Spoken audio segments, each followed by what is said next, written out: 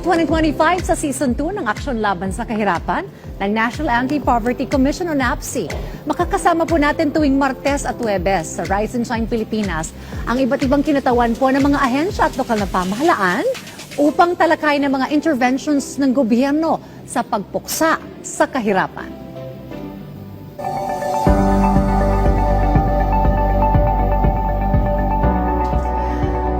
Sa ating pong bagong season, tututukan po natin ang convergence o ang pagsasama-sama ng mga programa at stakeholders sa patuloy na pagpapaunlad ng mga komunidad at ang ating pong pamayanan. Makakakwentuhan po natin ngayon dito sa ating programa si Ms. Glenda Zamora Aninon, Manager ng Public Employment Service Office o yung PESO ng LGU ng lungsod po ng Muntinlupa upang talakay ng mga programang ipinatutupad para sa mga manggagawa sa lungsod ng Muntinlupa. Magandang umaga po sa inyo, ma'am. Good morning po, Ms. Dayan. Magandang umaga rin po sa ating mga manonood. Nakaka-proud na umaga po para sa ating mga taga Muntinlupa po. Good morning.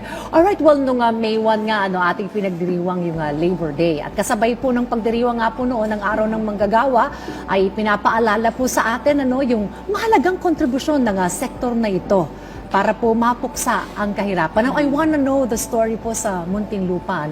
Ano po yung mga programa ninyo na para sa mga kabilang sa sektor na manggagawa at tutugon rin po sa problema ng kahirapan?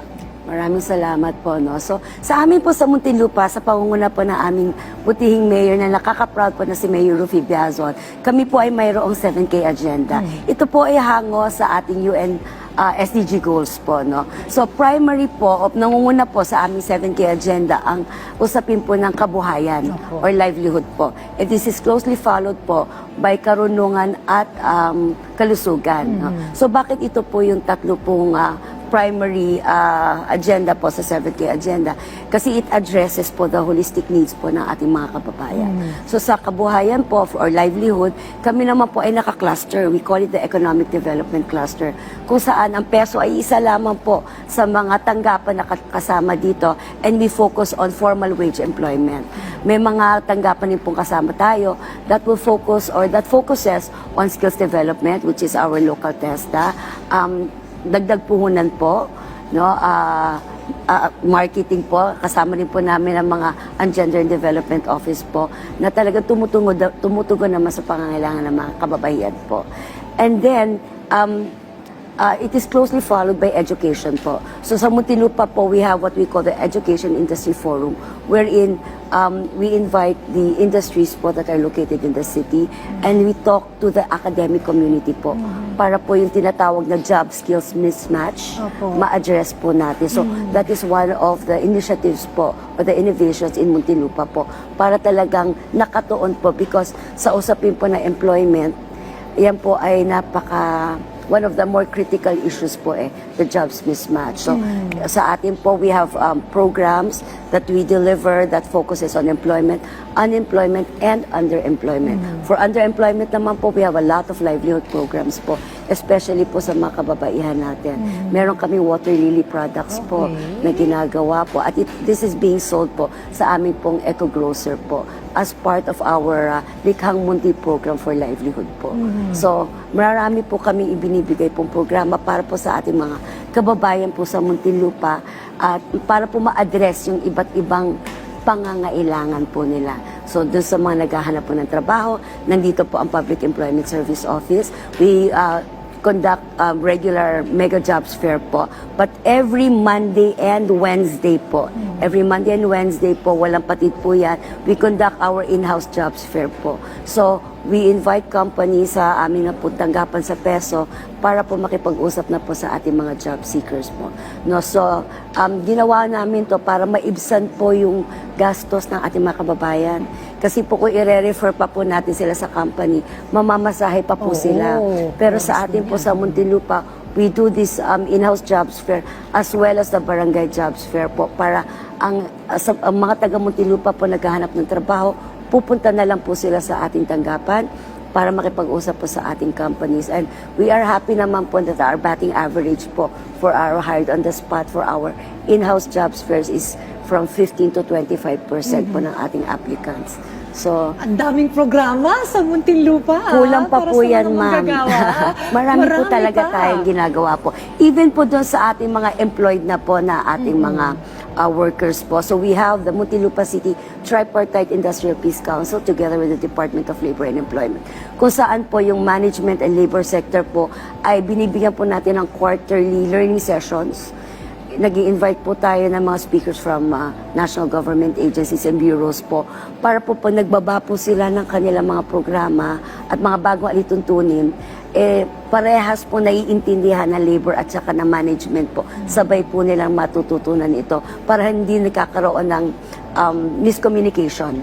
So in that respect po, we are also addressing industrial peace po. So we're very, very happy po because the Department of Labor and Employment and the City Government of Muntinlupa through PESO po is talaga in partnership po talaga. Very strong po ang links po namin sa kanila. For livelihood naman po, we have DTI po. DOST ang tumutulong po sa amin dyan. So kita natin yung convergence, Yes, ano? ma. Nagtutulong-tulungan ng iba't ibang Definitely. mga ahensya ng gobyerno, not only sa lokal, ano, yung national. Talagang nakikipag-coordinate kayo to implement Yes, also Miss these Diane, programs. definitely Now, po. tell us more about this Trabaho para sa Bayan Act. Ano? Anong papel po ng LGU para po dito? Sa Okay. implementation? Ang trabaho para sa Bayan Act po ay nilaunch po yung 10-year plan po kung paano natin matutulungan ang ating mga kababayan po. Hango po ito sa agenda po ng ating putihing Pangulong Bongbong Marcos po para sa makabagong Pilipinas. So ang trabaho para sa Bayan Act po ay naglalayong magbigay ng matatag, masigana at matatag maginhawa at panatag na kabuhayan po para sa bawat Pilipino po. So ito po ay sa pangunguna po ng ating DepDev, DOLE, DTI po at saka TESDA po. Ang role naman po ng mga LGUs po is of course to align our programs rin po patungkol dito. So meron na rin po kaming masusundan po na blueprint or master plan sa amin naman po so that we can localize the programs of the Trabaho para sa Bayan po. Alright. Well, more on convergence, ano? Bakit mahalaga itong pagtutulong-tulungan ng iba't ibang mga stakeholders, mga government agencies, ano, and even different sectors sa pagbuo po ng mga programa na susuko sa kahirapan, kagaya na rin po ng ginagawa ninyo sa Muntinlupa? Ay very important po talaga sa ang partnership po. Diyan po nabubuhay kami sa PESO po. Dahil kung wala po ang strong links namin, not only with the national government, but with the private sector po, ay hindi po namin maisasagawa po ang mga programa na amin po nagagawa. And we're very thankful po because at least for PESO po, we have the Department of Labor and Employment at lahat po ng kanilang ahensya po na tumutulong po sa amin. So, sa ganitong pamamaraan po, ay talagang natututunan namin kung ano po yung bago. Kasi mas nauuna po sila doon sa mga bagong polisiya po, ano po, at mga programa po. No? So, as a matter of fact po, Muntinlupa is part of the Jumpstart Philippines program, Okay. which is another convergence program po with the ADP rin naman po. Kaya naman po, napakahalaga po talaga ng convergence na ginagawa po Ang dami natin. natin nakuha ng mga best practices, ano, with this conversation. Nandun yung kanilang mga very frequent ang pag-conduct ng job fairs, ano, Yes po. Monday and Wednesday. I wonder even pa outside Muntinlupa pwedeng pumunta at sumali. Baka pa pwede rin. Ay, pwede makahanap ng naman po. trabaho Opo, dyan, sa amin ano? po, sa mga programa po ng PESO, hindi lamang po ng Muntinlupa, pero pangkalawakang PESO po sa buong Pilipinas po, kami po ay handa pong tumulong sa ating mga kababayan na naghahanap po ng tulong. Nandyan ang Regardless po kung part taga sila saan, ano? outside of the Oo. locality po. Nandyan ang skills training. Yes po. Tapos nandyan pa yung Education Industry Forum. Yes po. And then yung mga connection ninyo with different agencies, especially national, talagang napakalaking tulong and livelihood programs, ano, na andyan. So I hope other LGUs can also do the same, ano, para matugunan itong kanilang sektor ng mga manggagawa, yung mga issue na kanilang kinakaharap. Alright, I want to know what's your message, ano, sa inyong mga constituents also sa Muntinlupa City para sa tuloy-tuloy na mga programa nito na tutugon sa kahirapan at tutugon sa mga issue ng sektor ng manggagawa. Thank you, Ms. Dayan. So, sa amin po mga kababayan sa Muntinlupa, una sa lahat, ako po ay bumabati po sa aking Mayor Rufy Biazon sa pagkatabigyan na po siya ng panibago pong mandato po para sa kanya second term. Ganyan din po si Congressman Jimmy Fresnetti po. So, maraming salamat po. Bakit ko po nabanggit itong dalawang lalaking ito? Sila po ang ama ng Muntinlupa. Sa kanila po nagmumula ang mga ideya po para po sa mga programang ipinatutupad natin. Sa ating pong kababayan sa Muntinlupa, kami po ay maraming nagpapasalamat po sa patuloy ninyong pagtaguyod sa 7K agenda na ating pamahalang lungsod. Kami naman po sa Public Employment Service Office po ay handa pong tumulong po lagi po sa atin at bukas po ang pintuan po ng peso para po sa mga usaping employment, unemployment, underemployment. Gayon rin po sa mga kaakibat po nito, no? Education, kalusugan, nutrition, etc.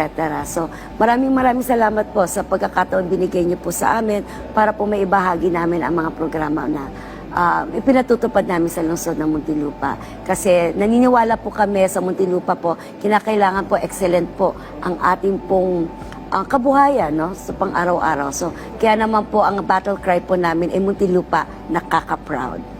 Well, Miss Glenda Zamora Aninon, maraming salamat po Maraming salamat sa rin po, pagbahagi ng mga nakaka-proud po ninyong mga programang ito para Thank po you sa sektor ng manggagawa. At sa ating pong mga manonood, malugod po kami nagpapasalamat sa inyong suporta. Hinikayat po namin kayong muling tumutok sa ating programa sa darating na Webes. At ito, Ms. Glenda, samahan niyo po kami at sabay-sabay tayong umaksyon laban sa kahirapan.